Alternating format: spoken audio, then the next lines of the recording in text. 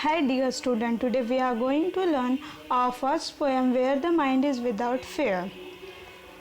For the sake of your understanding, I will explain it in Hindi also. Let's start with introduction. Let's see the title of poem is Where the Mind is Without Fear. Intro. Rabindranath Tagore from 1861 to 1941 was the author of Gitanjali, and profoundly sensitive, fresh and beautiful was he became the first non-European to win the Nobel Prize in Literature in 1913. ठीक है, रविंद्रनाथ टैगोर जो है एक author थे गीतांजलि के, and profound sensitive fresh and beautiful was he become the first non European, और ये एक एशियन थे जो कि नॉन यूरोपियन थे जिन्होंने फर्स्ट टाइम क्या किया था, नोबेल प्राइज़ उनको मिला था लिटरेचर में, कब, 1913 में.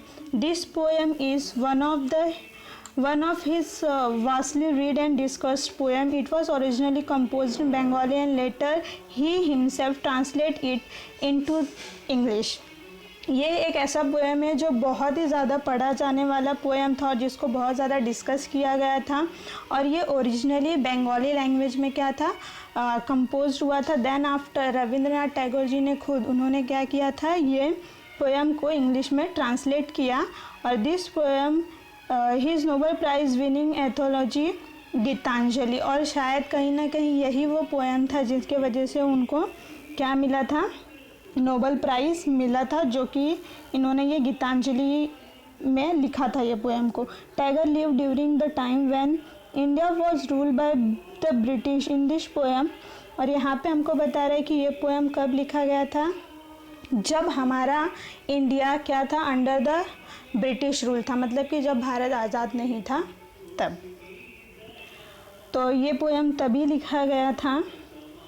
और in this poem beside political freedom from the britisher, यहाँ पे बोल रहा है कि हम लोगों को पहले पॉलिटिकल फ्रीडम, मतलब कि अंडर द ब्रिटिश रूल में लिखा गया था. तो यहाँ पे रविंद्रनाथ टैगोर जी बोल रहे हैं कि हम लोग इसको छोड़ के, अगर हमको ये जो फ्रीडम है जो ब्रिटिश ने, हम अभी ब्रिटिश के रूल में हैं, अगर हमको इससे फ्रीडम मिल जाता है तो उसके अलावा भी ये अपील कर रहे हैं गॉड से कि हमको और किन किन चीज़ों में फ्रीडम चाहिए. Social, educational and economic freedom for the people of India. India के जितने भी पीपल हैं उन लोगों के लिए ये गॉड से अपील कर रहे हैं कि हमारे यहाँ पे जो सोसाइटी है, सोशल, एजुकेशनल और इकोनॉमिक, ये सारी फ्रीडम भी होनी चाहिए. ठीक है, हम इसको अभी ब्रीफ में यहाँ पे डिस्कस करेंगे पोएम में. तो स्टार्ट करते. जैसे कि हम लोग ने देखा कि अभी ये जो पोएम है ये अंडर द ब्रिटिश रूल, मतलब कि जब हम गुलाम थे तब लिखा था. रविंद्रनाथ टैगोर जी ने भारत के फ्यूचर के लिए उन्होंने प्रे किया है कि आने वाला जो भारत है वो कैसे खुशहाल हो, डेवलप हो, एक्सेट्रा. लाइन बाय लाइन इसको इजी लैंग्वेज में हम समझते हैं. चलो देखते हैं.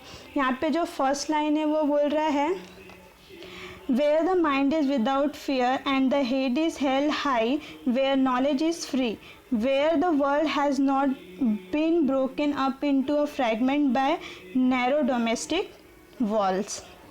तो यहाँ पे फर्स्ट लाइन में रविंद्रनाथ टैगोर जी बोलना चाह रहे हैं कि मैं एक ऐसे भारत की, एक ऐसे इंडिया की कल्पना कर रहा हूँ, मतलब कि एक ऐसा इमेजिन कर रहा हूँ जहाँ पे भारत का मैं एक ऐसा मतलब कि थॉट कर रहा हूँ कि फ्यूचर में अगर भारत भी सर उठा के जिए एंड विदाउट फियर, मतलब बिना डर के. यहाँ पे बोल रहा है कि where the mind is without fear, जहाँ हमारे अंदर कोई भी डर ना हो किसी चीज़ को लेके, और हम भी अपना सर क्या कर सकते हैं, उठा के जी सकते. Head is held high, where knowledge is free, और जहाँ पे क्या हो, मतलब कि, और हम अपने स्वतंत्र भारत में क्या देख रहे हैं कि वहाँ पे जो हमारा नॉलेज है, मतलब कि एजुकेशन है, वो सबके लिए फ्री होना चाहिए. ऐसा नहीं कि ये इस कास्ट का है, ऐसा वैसा, ये सारी चीज़ें नहीं होती. मतलब हमको विदाउट कास्ट, रिलीजन, कलर, ये सब देखे बिना ही क्या करना है, जहाँ पे नॉलेज फ्री हो, मैं ऐसे भारत देखने की कामना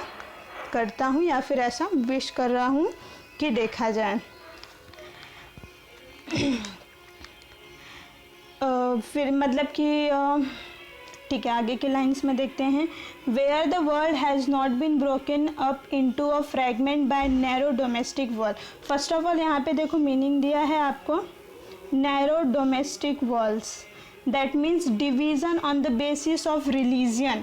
मतलब कि नैरो डोमेस्टिक वॉल मतलब कि एक ऐसा दीवार जो डिवीज़न हुआ है किसके बेसिस पे, रिलीजन के बेसिस पे, जो हम अभी भी यहाँ पे हुआ है होता है। Religion on the basis of caste, on the basis of class and color in society and between countries of the world। और वर्ल्ड में जो कंट्री का भी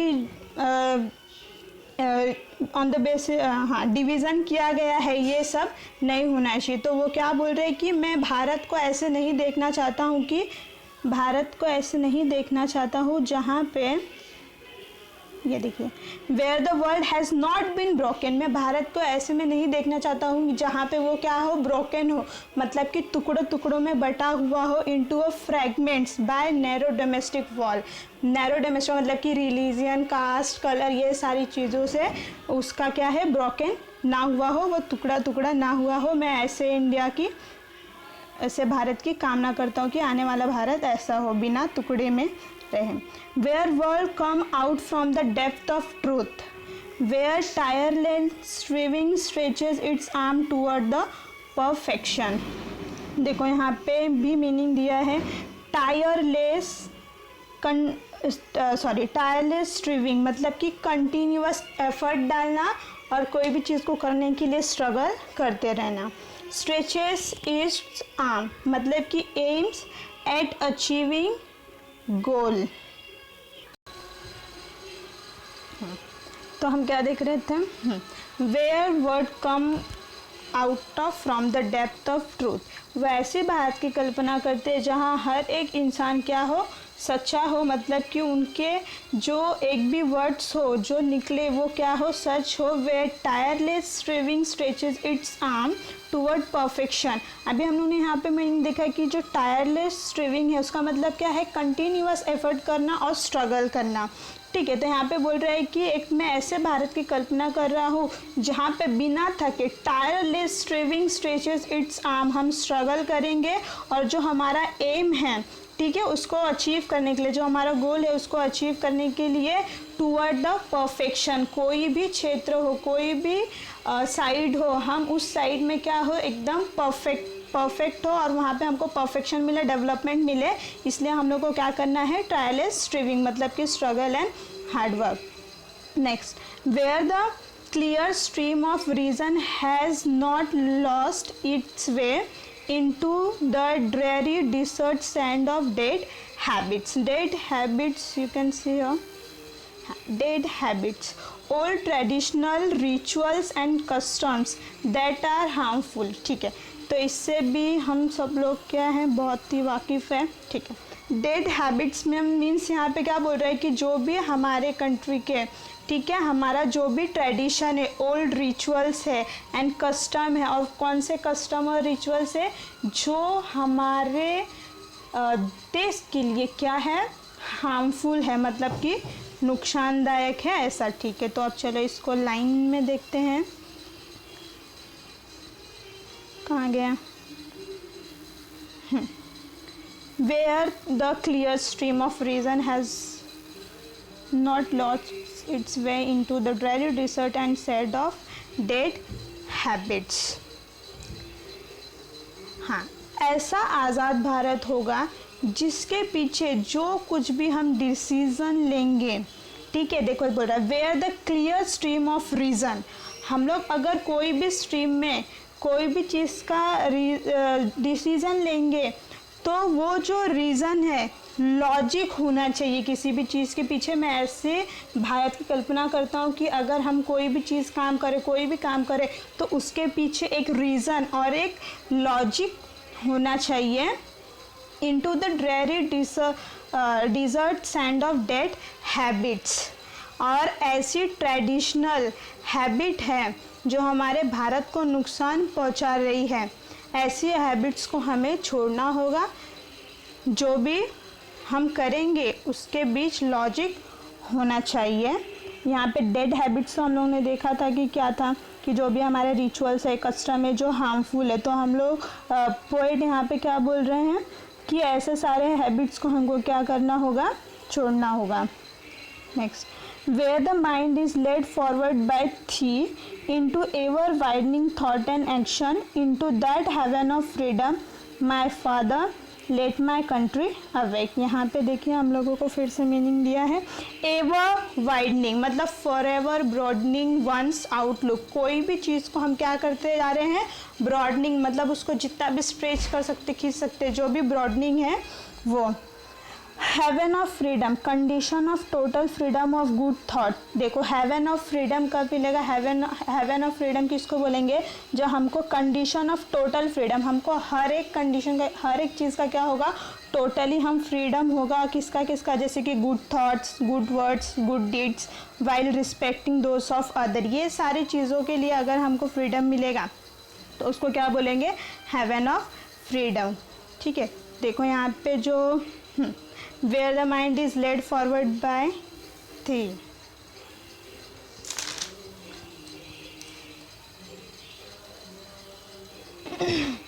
हाँ, where the mind is led forward by thee, जहाँ हमारे mind में जो थॉट्स है, विचार है, जब वो बड़े बड़े होंगे, हम ऐसे छोटी मोटी चीज़ों पे विचार नहीं करेंगे। मतलब कि जो पोएट है वो सोच रहे कि ऐसा एक भारत निकल के आए जिनके पास अच्छे अच्छे थॉट्स हो, बड़े बड़े विचार हो बड़े काम करने के लिए, और जिनके साथ हमारे जो कदम है, mind is led forward by thee, और जो हमारे कदम है वो भी बड़े होंगे, और वह आज़ाद भारत स्वतंत्रता की जन्नत होगी। Into ever widening thought and action, हम जो भी सोचते हैं, जो भी एक्शन लेंगे, ठीक है, वो क्या होगी, एवर वाइडनिंग होगी, स्वतंत्र होगी। हम कोई भी स्ट्रीम, कोई भी चीज़ के बारे में सोच सकते हैं और एक्शन ले सकते हैं। Into the haven of freedom, कब लेंगे, into the haven of freedom, मतलब कि कोई भी कंडीशन में गुड थॉट, और जो जैसा कि हम लोग ने यहाँ पे अभी मीनिंग देखा था, कोई भी कंडीशन हो, good thoughts, good word, good deeds, ठीक है, रिस्पेक्टिंग अदर, ये सारी चीज़ें क्या होगा, into the haven of freedom my father. फिर लास्ट लाइन में यहाँ पे अपील कर रहे हैं कि my father let my country awake, कि बोल रहे हैं कि ये सभी जो भावनाएं हैं जो उन्होंने अभी ऊपर यहाँ पोएम में स्टार्टिंग से बताया था कि जो हमारा आज़ाद भारत है वो ऐसा होना चाहिए, फेयरलेस होना चाहिए, स्ट्रगलिंग होना चाहिए, उसको अपने थॉट्स और एक्शन के लिए परफेक्शन के टूवर्ड स्ट्रगल करना है। ठीक है, जो भी है, जो डेड हैबिट्स है वो उनको हमको छोड़ना है, और जो भी हमारे एवर वाइडनिंग थॉट्स है उसके अगेंस्ट में थॉट्स और एक्शन हम ले सकते हैं into the haven of freedom, और तब जाके हमको हेवन ऑफ फ्रीडम ऐसे कुछ मिलेगा। तो यहाँ पे वही अपना जो है सही भावनाओं, ये जो है हम इंडियंस में आए, हम इंडियंस में लाया जाए, ऐसे वो क्या कर रहे हैं, फादर से अपील कर रहे हैं। ठीक है, तो यहाँ पे पोएम आपका एंड होता है। अगर किसी को कोई डाउट है तो वो पूछ सकता है, नो डाउट। ठीक है, यहाँ पे हम लोग कुछ देखने वाले हैं, आपके लिए होमवर्क है, देखो। Question number first, in your notebook write down line from the poem as a proof for the following. Tagore wishes for the nation where people are truthful. ठीक है, तो ये जो लाइन है, Tagore wishes for a nation where people are truthful. देखो, तो ये poem की कौन से लाइन में मेंशन किया गया है या कौन सी लाइन का ये मीनिंग है। तो यहाँ पे देखो हमको first, second, third, fourth, fifth line में ये दिख रहा है, where word comes out from the depth of truth. तो ये इस लाइन से क्या करता है, मैच करता है। ठीक है, तो आपको इसी तरह से और बाकी के जो क्वेश्चन है वो अटेंड करना है। ठीक है, अभी नेक्स्ट आते हैं। ठीक है, ये भी देखो बहुत इजी है। Column A, column B, read the column carefully and match the expression with their meanings. यहाँ पे भी सेम थिंग है, यहाँ पे आपको कॉलम ए में कुछ सेंटेंस दिए हैं, एक्सप्रेशंस दिए हैं एक्चुअली, तो उसको मैच करना है कि उसका क्या मीनिंग है। The head is held high. ठीक है, तो हम लोग का पहला था, उसमें मैंने क्या एक्सप्लेन किया था, आपको याद होना चाहिए। The head is held high, तो देखो इसका क्या होगा, a fearless person, sincerity of heart, a person with self respect and proud of position, it narrow mindness, education is given to all, नहीं है तो किससे होगा, नॉलेज इज फिर से होगा, education given to all, dried in fertile land of sun, clear thinking, aid and perfection, broadening the outlook and attitude. The head is held high, इसका meaning हम लोगों ने क्या देखा था, देखो यहाँ पे इसका आंसर है C, a person with self respect and proud of possessing it. Second बोल रहा है नैरो डोमेस्टिक वॉल, मतलब नैरो माइंडेडनेस, ठीक है। तो आपको ऐसे ही और क्या करना है, जितने भी है वो सबका मैच करना है एक्सप्रेशन के साथ में, क्या एक्सप्रेस कर रहा है। मेरे पास तो वैसे डाइजेस्ट था नहीं, मैंने अपने ऐसे गेस करके किया है। अगर आपको लगता है कि बाय मिस्टेक कुछ वो आगे पीछे हो गया तो आप मुझे इन्फॉर्म कर देना, ठीक है। ठीक है, अब यहाँ पे आपके लिए एक होमवर्क और है जो आपको कंपल्सरी करना ही है, चाहे आपका होमवर्क चेक हो या ना हो, for the purpose of board, ठीक है। तो देखो यहाँ पे question number 8, read the poem, right an appreciation of the poem about 12 to 15 sentence. देखो यहाँ पे क्या हम लोग को बोल रहा है, appreciation of poem in about 12 to 15, कितने लाइन में बोल रहा है, 12 to 15, मतलब हम लोगों को यहाँ पे देखो क्या मेंशन किया है, सेंटेंसेस, कितने सेंटेंस में करना है, 12 to 15 सेंटेंस आ गया, दैट मीन्स इसको कौन से फॉर्म में करना है, पैराग्राफ फॉर्मेट में करना है। यहाँ पे पैराग्राफ मेंशन नहीं किया, लेकिन हम लोग को यहाँ पे क्या मेंशन किया है, 12 to 15 लाइन्स, दैट मीन्स हमको क्या करना है, इसको किस में करना है, पैराग्राफ फॉर्म में करना है, with the help of following points. आपको यहाँ पे पॉइंट्स दिया है, यहाँ पे कंफ्यूज नहीं होना है, क्योंकि पॉइंट्स दिया है, लेकिन हमको किस में बोला है करने के लिए, कन्वर्ट सेंटेंस में। तो आपको क्या करना है, टाइटल ऑफ पोएम लिखना है, जैसे कि हम लोग ने 9th स्टैंडर्ड में भी था ये और किया है appreciation of poem, same as आपको वही करना है, बहुत ही इजी है। और तो इसको होमवर्क करके मुझे पर्सनल मैसेज करना और मैं चेक करूँगी, एक फ़ोटो क्लिक करके भेज देना, ये वाला तो compulsory. Title of poem, name of poet, rhyme scheme, ये सब 9th स्टैंडर्ड में सीखा हुआ है, ठीक है। तो इसमें कोई भी आनाकानी नहीं करेगा और ये सबको करना है। Title, poet, rhyme scheme, your favourite line, what is the theme and central idea of this poem, figure of speech which is mention in poem, कौन सा फिगर ऑफ स्पीच है वो आपको ढूंढना पड़ेगा। स्पेशल फीचर क्या था, that means type of poem, कौन से टाइप का पोएम था, इसका लैंग्वेज, टोन, इम्प्लाइड मीनिंग, ये सब हम लोग ने किया है, बहुत बार किया है, ठीक है। और लास्ट का क्वेश्चन है, वाई आई लाइक और डिसलाइक द पोएम, आपको पोएम अगर लाइक किया तो क्यों किया, डिसलाइक किया तो क्या, वो करना है, ठीक है। और अगर आपके पास टाइम है तो ये आप एक चीज़ कर सकते हैं, read the short story written by Rabindranath Tagore, the Kabuliwala और the homecoming. Visit website and collect more information about Rabindranath Tagore's life and work. आपको अगर इंटरेस्ट क्या है, अगर आपके पास तो टाइम फ़िलहाल नहीं है, लेकिन फिर भी अगर टाइम मिले तो आप ये पढ़ लेना, रविंद्रनाथ टैगोर की यहाँ पे एक शॉर्ट रिटन स्टोरी दिया हुआ है, ठीक है। बाकी आपको ये तो appreciation of poem any how करना ही है, ठीक है। Thank you so much।